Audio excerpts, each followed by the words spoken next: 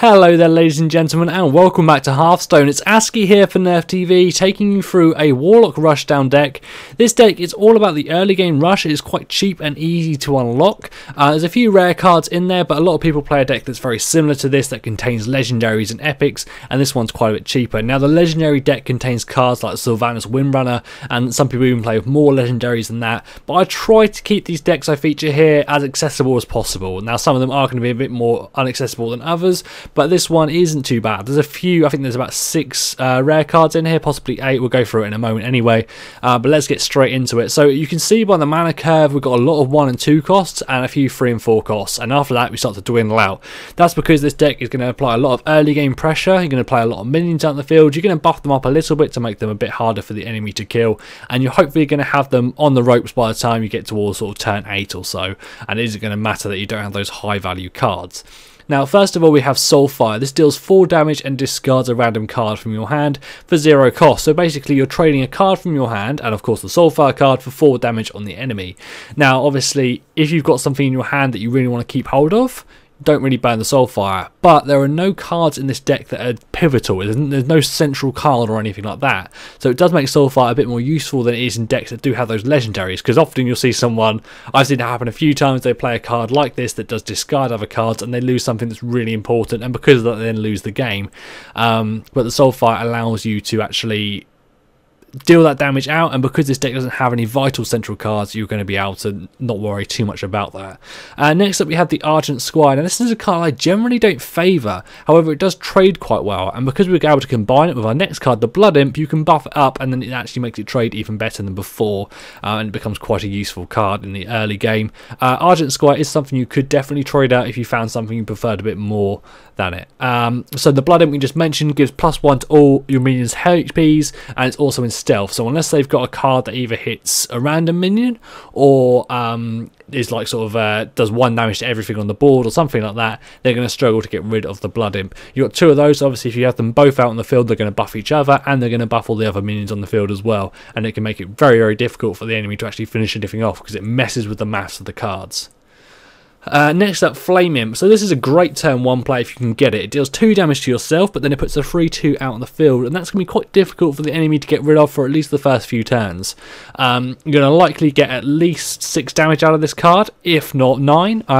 If you're playing it out and you're only getting 1 attack out of it, or you're not getting any attacks out of it, it's a big waste. So do play it. Make sure you're playing it quite effectively and at a good time. Don't play it later game when they've got a lot of minions on the field or something, because you're probably going to run into trouble. The Voidwalker, a 1/3 with Taunt. Again, this is another 1 cost card.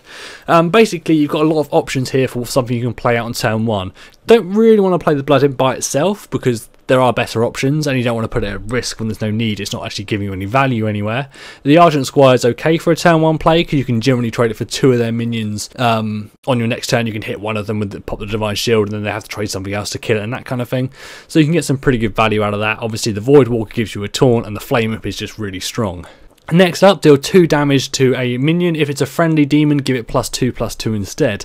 So the Demon Fire is a very powerful card if you're able to combine it with something like a Flame Imp on turn 2. So you played the Flame Imp on turn 1, you then got a 3/2 on the board, you then buff it up with Demon Fire, and suddenly you're looking at a 5/4 on turn 2, and that is not going to be easy for them to get rid of anytime soon, and you're going to get some pretty good value out of that card. Obviously you can also use it to clear something off the field if they've got something you want to kill. Fairy Dragon can't be targeted by spells or hero powers.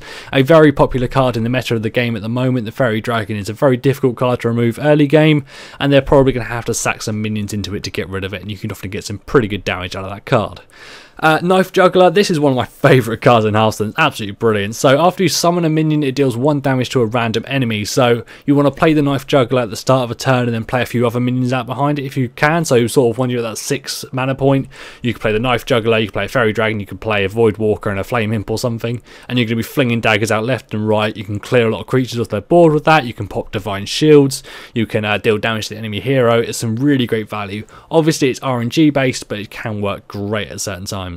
The Novice Engineer in here for another cheap card. It's going to give you some card draw, so you can actually keep playing out minions quite effectively. Obviously, as a Warlock, you've got some fairly good card draw from your hero power as well, but this way you get a minion out in the field as well for the same cost. Harvest Golem, a very difficult card for the enemy to remove. When they kill it, it summons a 2/1 damaged Golem. This is a great card because it's at a point where it's not so much of a threat that they generally want to silence it. Most players will avoid silencing it, wanting to save it for something a little bit later on. But so you can get some really good value out of it, get some really good trades. The Shattered Sun Cleric, give them friendly minion +1/+1, so you can make something that so it trades a little bit better and that kind of thing, or up their damage. And the Dark Iron Dwarf, you're going to use in much the same way to give a minion +2 attack, so it can trade for something a lot higher health than what it is. The Defender of Argus, give adjacent minions +1/+1 and taunt. This is a really great card. Obviously you can buff up like the Argent Squad, so you've got a Divine Shielded taunt if you wanted to. Obviously it's going to die quite quickly once the Divine Shield goes, but you can get some pretty good trades out of it before that. And you can buff up some of these higher health creatures as well. We're going to get into those now. So the Frostwolf Warlord is what I put into the deck in exchange for the legendary cards, and this gains +1/+1 for each friendly minion on the battlefield. Obviously you've got a lot of low cost creatures here, so you can potentially play a load of those on one turn and then follow up with the Frostwolf Warlord on the next turn to get some pretty good buffs out of it. Or if you're in a particularly late game and things are going downhill, so say you've actually got to turn 9 or 10 and things aren't necessarily going your way, you might get a chance to play out a few cards and then play the Warlord as well, and you're suddenly playing out something that's like an 8/8 or a 9/9, and that's quite difficult for the enemy to get rid of. He can become a very powerful card. The Argent Commander obviously trades very well. It has charge and Divine Shield, so you can actually play it, get the damage out that turn in exchange for the Divine Shield, and it works really well. And obviously you can buff it up as well with the Defender of Argus to give yourself a Divine Shielded taunt, which is very difficult for the enemy to then get through because it'll be a 5/4 with Divine Shield. Pretty challenging.